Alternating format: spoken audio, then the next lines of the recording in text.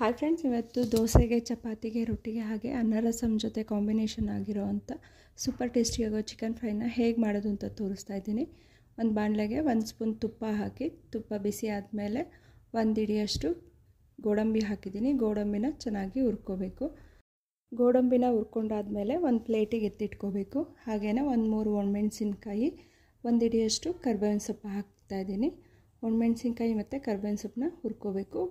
ಕರ್ಬೇವಿನ ಸೊಪ್ಪು ಗರಿ ಗರಿ ಆಗೋವರೆಗೂ ಹುರ್ಕೊಳ್ಳಿ. ಹುರ್ಕೊಂಡಾದ್ಮೇಲೆ ಅದನ್ನು ಸಹ ಒಂದು ಪ್ಲೇಟಿಗೆ ಎತ್ತಿಟ್ಕೊಳ್ಳಿ. ಇವಾಗ ಬಾಣಲೆಗೆ ಅದ್ರ ತುಪ್ಪದ ಜೊತೆಗೆ ಇನ್ನೂ 2 ಸ್ಪೂನ್ ಎಣ್ಣೆ ಹಾಕಿ, ಎಣ್ಣೆ ಬಿಸಿ ಆದಮೇಲೆ 1 ಈರುಳ್ಳಿನ ರುಬ್ಬಿ ಪೇಸ್ಟ್ ಮಾಡಿ ಹಾಕ್ತಾಯಿದ್ದೀನಿ. ಈರುಳ್ಳಿ ಪೇಸ್ಟನ್ನ ಚೆನ್ನಾಗಿ ಫ್ರೈ ಮಾಡ್ಕೋಬೇಕು. ಈರುಳ್ಳಿ ಪೇಸ್ಟು ಚೆನ್ನಾಗಿ ಫ್ರೈ ಆದಮೇಲೆ ಇದಕ್ಕೆ 1 ಸ್ಪೂನಷ್ಟು ಶುಂಠಿ ಬೆಳ್ಳುಳ್ಳಿ ಪೇಸ್ಟ್ ಹಾಕ್ತಾಯಿದ್ದೀನಿ. ಶುಂಠಿ ಬೆಳ್ಳುಳ್ಳಿ ಪೇಸ್ಟ್ ಹಾಕಿ ಹಸಿ ವಾಸನೆ ಹೋಗೋವರೆಗೂ ಫ್ರೈ ಮಾಡ್ಕೋಬೇಕು. ಶುಂಠಿ ಬೆಳ್ಳುಳ್ಳಿ ಪೇಸ್ಟ್ ಹಸಿ ವಾಸನೆ ಹೋಗೋವರೆಗೂ ಫ್ರೈ ಮಾಡ್ಕೊಂಡಾದ್ಮೇಲೆ ತೊಳೆದಿಟ್ಕೊಂಡಿರೋ ಅಂಥ ಚಿಕನ್ ಹಾಕಿ ಚೆನ್ನಾಗಿ ಫ್ರೈ ಮಾಡ್ಕೋಬೇಕು. ಚಿಕನ್ ಹಾಕಿದ್ಮೇಲೆ ಹಾಗೆಯೇ 1 ನಿಮಿಷ ಚೆನ್ನಾಗಿ ಹುರ್ಕೋಬೇಕು. ಇವಾಗ ಶುಂಠಿ ಬೆಳ್ಳುಳ್ಳಿ ಪೇಸ್ಟು ಚೆನ್ನಾಗಿ ಫ್ರೈ ಆಗಿದೆ. ಇವಾಗ ಇದಕ್ಕೆ ಚಿಕನ್ ಹಾಕ್ತಾಯಿದ್ದೀನಿ. ಚಿಕನ್ನ ನಾನಿಲ್ಲಿ ಅರ್ಧ kg ಚಿಕನ್ನ ತೊಳೆದು ಹಾಕ್ತಾಯಿದ್ದೀನಿ. ಚಿಕನ್ ಹಾಕಿದ್ಮೇಲೆ ಶುಂಠಿ ಬೆಳ್ಳುಳ್ಳಿ ಪೇಸ್ಟು ಈರುಳ್ಳಿ ಪೇಸ್ಟ್ ಜೊತೆ ಚೆನ್ನಾಗಿ ಮಿಕ್ಸ್ ಆಗೋ ರೀತಿ ಮಾಡಿಕೊಂಡು ಹೀಗೆ ಕೈ ಆಡಿಸ್ತಾ 1 ನಿಮಿಷ ಚೆನ್ನಾಗಿ ಫ್ರೈ ಮಾಡ್ಕೊಳ್ಳಿ.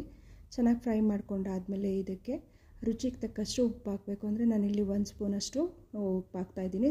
ಸ್ವಲ್ಪ ಚಿಕ್ಕ ಸ್ಪೂನ್ ತೊಗೊಂಡಿದ್ದೀನಿ.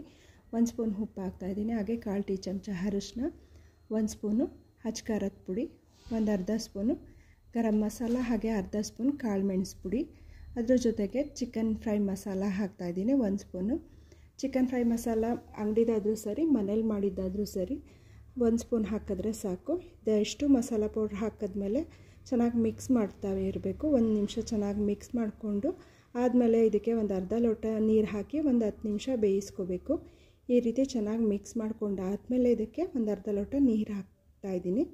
ಅರ್ಧ ಲೋಟ ನೀರು ಹಾಕ್ಬಿಟ್ಟು ಮುಚ್ಚಳ ಮುಚ್ಚಿ ಹಾಗೆ ಒಂದು 10 ನಿಮಿಷ ಬೇಯಕ್ಕೆ ಬಿಡಬೇಕು. ಚಿಕನ್ ಸ್ವಲ್ಪ ಸಾಫ್ಟ್ ಆಗೋವರೆಗೂ ಬೇಯಿಸ್ಕೋಬೇಕು.